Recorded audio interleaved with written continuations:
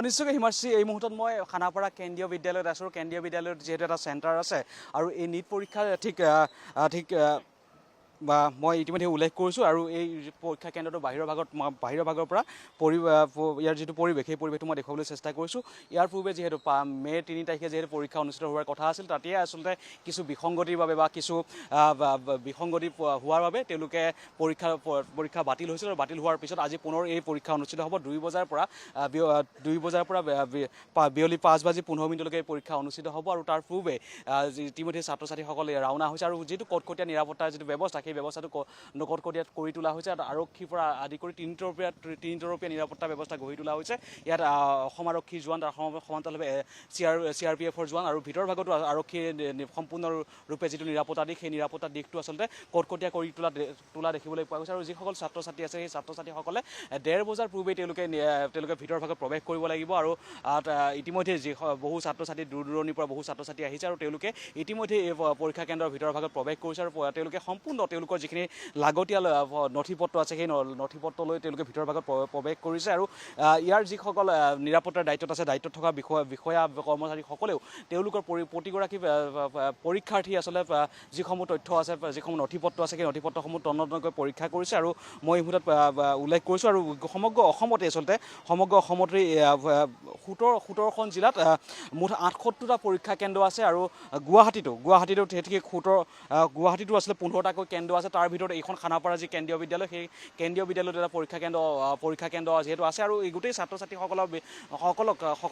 যিটো সতৰ্কতা অৱলম্বনৰ বাবে যিটো দিশ তেওঁলোকক জাৰি কৰা হৈছিল পূৰ্বতে, তেওঁলোকে কেনেদৰে কি ভিতৰ ভাগত প্ৰৱেশ লৈ যিসমূহ সামগ্ৰী, সেই সামগ্ৰী কি লৈ যাব পাৰিব বা কি লৈ যাব নোৱাৰিব, তাৰ বাবে বাহিৰৰ ভাগত এনেদৰে এখন বেনাৰ দেখিবলৈ পাইছোঁ। তাত সেই বেনাৰখন চাই তেওঁলোকে সকলোখিনি ইয়াৰ পৰাই নিৰ্ধাৰণ কৰিব লাগিব যে তেওঁলোকে ভিতৰ ভাগত কি লৈ যাব পাৰিব, কি লৈ যাব নোৱাৰিব।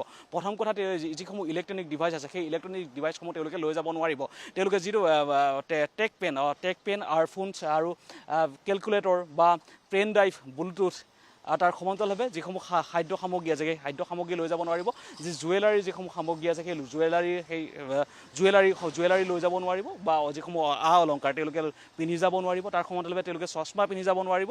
আৰু কেমেৰা কোনো কাৰণত তেওঁলোকে ভিতৰ ভাগত লৈ যাব নোৱাৰিব। আৰু যিটো স্মাৰ্ট ৱাটচ, সেই স্মাৰ্ট ৱাটচটো লৈ যাব নোৱাৰিব। আৰু যিটো পাৰ্চ বা ৱালেট, সেই ৱালেট লৈ যাব নোৱাৰিব। তাৰ সমান্তৰালভাৱে তেওঁলোকে বুক বা নোটবুক, অৰ্থাৎ তেওঁলোকে কিছু সেই চাই তাত হয়তো কিবা তেওঁলোকে যদি অন্য এখন বহি লৈ যোৱাৰ কথা তেওঁলোকে চিন্তা কৰিছে, সেই বহীখন তেওঁলোকে কোনো কাৰণত লৈ যাব নোৱাৰিব। বা অন্যান্য কাগজ পাতি তেওঁলোকে ভিতৰ ভাগত লৈ যাব নোৱাৰিব। আৰু তাৰ সমান্তৰালভাৱে মই ইতিমধ্যে উল্লেখ কৰিছোঁ, তিনিতৰপীয়া নিৰাপত্তা ব্যৱস্থা গঢ়ি তোলা হৈছে। পূৰ্বতে যিহেতু পৰীক্ষাত বিসংগতি হৈছিল, প্ৰশ্নকাকত পূৰ্বতে ফাদিল হৈছিল। আৰু প্ৰশ্নকাকত ফাদিল হোৱাৰ বাবে তেওঁলোকে যিহেতু পৰীক্ষা অনুষ্ঠিত নহ'ল, আৰু দ্বিতীয়বাৰৰ বাবে আজি পুনৰ অনুষ্ঠিত হ'ব। আৰু তেনেক্ষেত্ৰত আচলতে সকলোখিনি যিখিনি নিৰাপত্তা যিটো দিশ, সেই নিৰাপত্তা দিশটো কটকটীয়া কৰি তোলা দেখিবলৈ পোৱা গৈছে। মই ইতিমধ্যে উল্লেখ কৰিছোঁ, বাহিৰৰ ভাগত CRPFৰ জোৱানসকলক নিৰাপত্তাৰ দায়িত্ব দিয়া হৈছে। ভিতৰ ভাগতো বহুতো আৰক্ষী বিষয়া ইয়াত ভিতৰ ভাগতো নিয়োগ কৰা হৈছে। আৰু সম্পূৰ্ণ আচলতে যিটো নিৰাপত্তা দিশ, সেই নিৰাপত্তা দিশটো চোৱা হৈছে। আৰু তাৰ সমান্তৰালভাৱে যিসকল পৰীক্ষাৰ্থীসকলে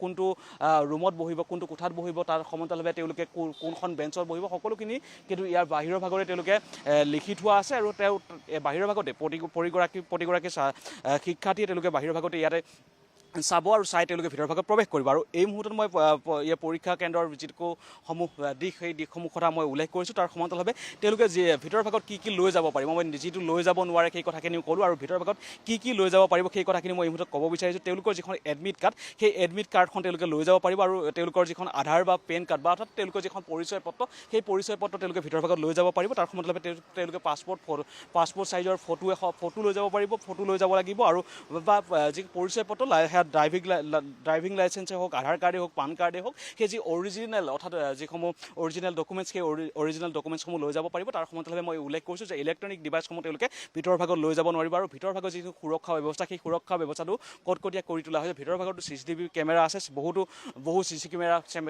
CCTV কেমেৰা লগোৱা হৈছে। তাৰ সমান্তৰালভাৱে পৰীক্ষা যিসকলৰ নিয়ন্ত্ৰণৰ দায়িত্ব থাকিব, যিসকল পৰীক্ষাৰ নিয়ন্ত্ৰণৰ দায়িত্ব থাকিব, তেওঁলোককো খুব ষ্ট্ৰিক্টলি তেওঁলোককো আচলতে নিয়োগ কৰা হৈছে। আৰু তাৰ সমান্তৰালভাৱে মই সমগ্ৰ অসমৰ কথা কৈছোঁ 78টা পৰীক্ষা কেন্দ্ৰ আছে সমগ্ৰ অসমত আৰু 17খন জিলাত এই নিট পৰীক্ষা অনুষ্ঠিত হ'ব তাৰ সমান্তৰালভাৱে গুৱাহাটীতো আচলতে 15টাকৈ কেন্দ্ৰ গুৱাহাটীত 15টাকৈ কেন্দ্ৰ আছে আৰু যিখন অসমত সৰ্বমুঠ অসমত 43,319 গৰাকী পৰীক্ষাৰ্থী আছে তেওঁলোকে পৰীক্ষাৰ্থীসকলে তেওঁলোকে পৰীক্ষা কেন্দ্ৰত বহিব আৰু মই এই মুহূৰ্তত যিহেতু মই খানাপাৰা কেন্দ্ৰীয় বিদ্যালয়ৰ পৰিৱেশটো দেখুৱাই আছোঁ ইতিমধ্যে ছাত্ৰ ছাত্ৰীসকলে ভিতৰৰ ভাগত প্ৰৱেশ কৰিছে আৰু তাৰ সমান্তৰালভাৱে তেওঁলোকে 1:30 বজাৰ ঠিক 2 বজাৰ লগে লগে যিহেতু পৰীক্ষা অনুষ্ঠিত হ'ব তেনে ক্ষেত্ৰত 1:30 বজাৰ আগতে অৰ্থাৎ 1:30 পূৰ্বেই তেওঁলোকে ভিতৰৰ ভাগত প্ৰৱেশ কৰিব লাগিব আৰু সমগ্ৰ ভাৰতবৰ্ষত যদি 22 লাখতকৈ অধিক ছাত্ৰ ছাত্ৰী আছে আৰু 3 ঘণ্টা 15 মিনিট সময় তেওঁলোকৰ পৰীক্ষাৰ্থীৰ বাবে সময় নিৰ্ধাৰণ কৰা হৈছে আৰু এই 3 ঘণ্টা 15 মিনিটৰ সময় তেওঁলোকৰ পৰীক্ষা তেওঁলোকে দিব লাগিব আৰু ভিতৰৰ ভাগত বহুতো ছাত্ৰ ছাত্ৰী ইতিমধ্যে প্ৰৱেশ কৰিছে আৰু এইবাৰ যাতে পুনৰ বিসংগতি নহয় বা প্ৰশ্ন কাকত পূৰ্বতেই যিহেতু ফাদিল যাতে নহয় তাৰ বাবে সম্পূৰ্ণ নিৰাপত্তা যিটো দিশ সেই নিৰাপত্তা দিশটো কটকটীয়া কৰি তোলা হৈছে আৰু তাৰ সমান্তৰালভাৱে ভিতৰৰ ভাগতো সম্পূৰ্ণ সুৰক্ষা যিটো ব্যৱস্থা সেই সুৰক্ষা ব্যৱস্থাটো কটকটীয়া কৰি তোলা হৈছে আৰু তেওঁলোকক